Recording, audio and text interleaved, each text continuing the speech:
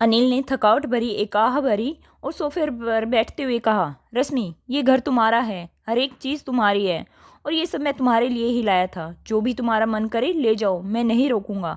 रश्मि ने दर्द भरी निगाहों से अनिल को देखा और सोचा, जो कल तक मैं मेरा करता था आज वे तुम्हारा बोल रहा है। इन 4 सालों में अनिल बहुत बदल गया था। शरीर से भी कमज़ोर हो गया था और चेहरे का ग्लो भी चला गया था। अनिल और रश्मि की लव मैरिज हुई थी। रश्मि पुरानी यादों में खो जाती है। कैसे ये शादी टूटने का सिलसिला शुरू हुआ था। एक दिन अनिल देर रात को शराब पीकर घर आता है। रश्मि सवाल जवाब करती है रश्मि सवाल जवाब करती है तो अनिल और रश्मि दोनों का झगड़ा हो जाता है। अनिल गुस्से में आकर रश्मि पर हाथ उठा देता है। रश्मि ये सब सहन नहीं कर सकी और वह अपने बेटे को लेकर अपनी माँ के पास चली जाती है और यहीं से उनकी शादी टूटने का सिलसिला स्टार्ट हो जाता है। दोनों के घर वालों ने दोनों को अलग करने के लिए एड़ी चोटी का जोर लगा दिया। दोनों के घर वालों ने दोनों को इतना भड़का दिया कि ना तो रश्मि ही वापस जाती है और ना ही अनिल उसे लेने के लिए जाता है। रश्मि यादों से बाहर आ जाती है। दोनों की लव मैरिज होती है तो रश्मि के घर वालों ने दहेज में बहुत कम सामान दिया था और जो सामान दिया था वो तकरीबन सारा खराब हो चुका था, जो रश्मि और अनिल ने स्टोर रूम में डाल दिया था और अनिल ने नया सामान ले लिया था।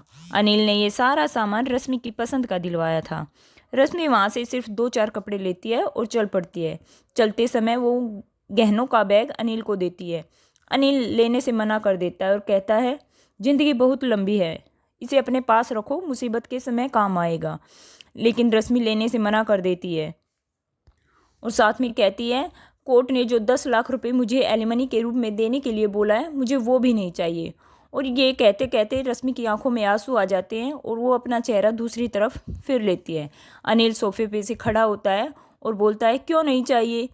रश्मि कहती है, ये सब तुमने अपनी दिन रात मेहनत करके कमाया है।